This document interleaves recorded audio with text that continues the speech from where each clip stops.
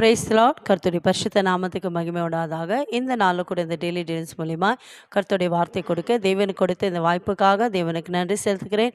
இதை பார்க்குறவங்கள் அனைவரும் கர்த்தராகிய இயேசு கிறிஸ்து நாமத்தினால் உங்களை வாழ்த்துகிறேன், உங்களை ஆசீர்வதிக்கிறேன்.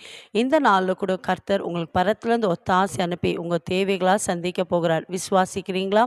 வேத புஸ்தகத்தில் சங்கீதம் 124 அதிகாரம் 8 வசனத்தை வாசிப்போம். Slam chapter 124 verse 8. கர்த்தருடைய வார்த்தை இப்படியா சொல்கிறது, நம்முடைய சகாயம் வானத்தையும் பூமியும் உண்டாக்கின கர்த்தருடைய நாமத்தில் உள்ளது. ஆமேன். என் கண்பார்களே, இந்த நாளில் ஒருவேளை உங்களுக்கு எந்த காரியத்தில் சகாயம் தேவையாக இருக்குது, உதவி தேவையாக இருக்குதோ, ஏசப்பா சொல்கிறார், நான் உனக்கு உதவி செய்வேன். ஆமேன். கர்த்தர் நம்மளுக்கு வாக்கு கொடுக்கிறவர், வாக்கு மாறாத தேவனுங்க.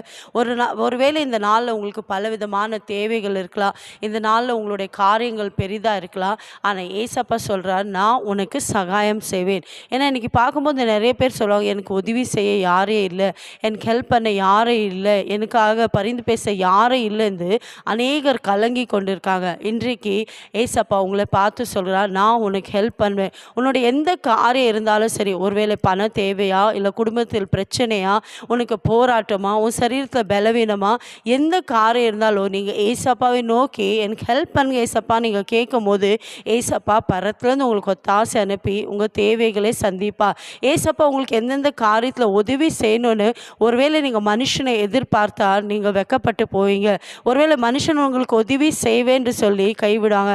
ஆனால் ஏசப்பாவை நீங்கள் நோக்கி பார்க்கும்போது ஏசப்பா இன்னைக்கு உங்களுக்கு வாக்கு கொடுத்தது போல அவர் உங்களுக்கு சகாயம் செய்கிற தேவனாக இருக்கிறார். இந்த நாளில் கூட ஒருவேளை எந்த காரியத்தில் உங்களுக்கு ஹெல்ப் வேணுமா இருக்குது, ஏசப்பா சொல்கிறார், நான் உனக்கு சகாயம் செய்வேன். எந்த காரியத்தில் உங்களுக்கு உதவி தேவையாக இருக்கோ ஏசப்பாவை நோக்கி கூப்பிடுங்க. உங்களுடைய எப்பேற்பட்ட இக்கட்டான சூழ்நிலை இருந்தாலும் சரி, உங்களுடைய தேவைகள் எவ்வளோ பெரிதாக இருந்தாலும் சரி, நீங்கள் யாரெல்லாம் இந்த நாளில் கர்த்தருடைய வார்த்தையை விசுவாசிக்கிறீங்களோ ஏசப்பா உங்களுக்கு பரத்துலேருந்து ஒரு ஆசை அனுப்பி உங்களுக்கு சகாயம் செய்ய போகிறார். ஏசப்பா உங்களுக்கு ஹெல்ப் பண்ண போகிறார். விசுவாசிக்கிறீங்களா? உங்களுடைய எல்லா காரியத்தை ஏசப்பா கிட்ட சமூகத்தில் அவரை நோக்கி நீங்கள் செபிக்கும் போது இன்றைக்கு உங்கள் தேவைகளை கர்த்தர் சந்திக்க போகிறார். நீங்கள் எதிர்பார்க்காத நன்மைகள், எதிர்பார்க்காத ஆசீர்வாதங்களை கொடுத்து கர்த்தர் உங்களுக்கு ஆசீர்வதிப்பேன் என்று வாக்கு கொடுக்கிறார். விசுவாசத்தோடு ஏசப்பாவை நோக்கி ஜெபிக்கலாமா? எங்களை அதிகமாக நேசிக்கிற தகப்பனே, இந்த அருமையான நல்ல வேலைக்காய் ஸ்தோத்திரப்பா.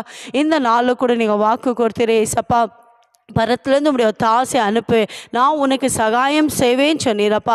யாரெல்லாம் ஏசப்பா எனக்கு உதவி செய்ய யாரும் இல்லையே, எனக்கு ஹெல்ப் பண்ண யாரும் இல்லையே என்று கலங்கி கொண்டு இருக்காங்கப்பா, என் ஜனங்களுக்கு நீங்கள் சகாயம் செய்வீராக. ஒருவேளை பண தேவையோ ஏசப்பா, இல்லை சரீரத்தில் பலவீனம், என்னால் எந்த வேலையை செய்ய முடியல, எனக்கு ஹெல்ப் பண்ண யாரும் இல்லை கலங்கி கொண்டு இருக்காங்கப்பா, நீங்கள் சகாயம் செய்வீராக.